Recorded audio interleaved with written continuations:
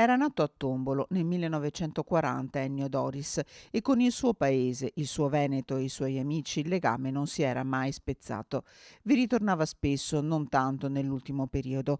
Alle 2:12 il suo cuore ha smesso di battere. Accanto a lui la moglie Lina, sposata dal 1966, con i figli Massimo e Sara.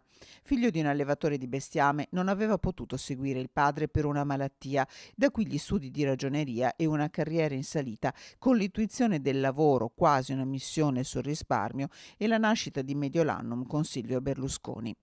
Un uomo ottimista che, parlando a Treviso alla Ghirada ai giovani nel 2013, in un'intervista rilasciata ai nostri microfoni, diceva: Futuro sicuramente splendido, perché il futuro è sempre nelle mani nostre. Questi sono ragazzi giovani, intelligenti, preparati.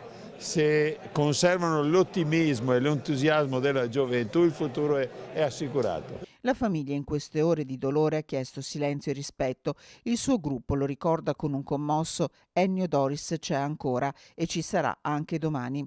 Un uomo che dell'ottimismo aveva fatto uno stile di vita. E se ci si abbandona al pessimismo non c'è via d'uscita, perché il pessimismo è abbinato alla paura e non genera idee. Il pessimismo genera paralisi, stare fermi o scappare.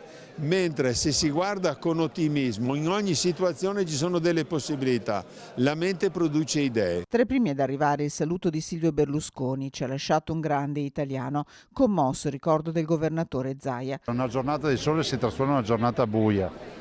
Io Ennio lo conoscevo, ho avuto modo di incontrarlo anche mesi fa, fra l'altro ero andato a fargli visita in ospedale. Devo dire che se ne va una persona che io ricordo, ho un bel ricordo di lui, il sorriso, la positività sempre, nel senso una persona sempre positiva, una persona assolutamente di grande visione, un'icona, un pezzo di storia della nostra comunità, ma voglio anche ricordare l'Ennio Doris che chiamava quando i veneti erano in difficoltà, come per il Covid, quando è stato il primo a chiamarmi con una telefonata e ha donato alla nostra comunità 5 milioni di euro e gli ho chiesto: ma per cosa devo fare? Fai in modo che la gente non si ammali.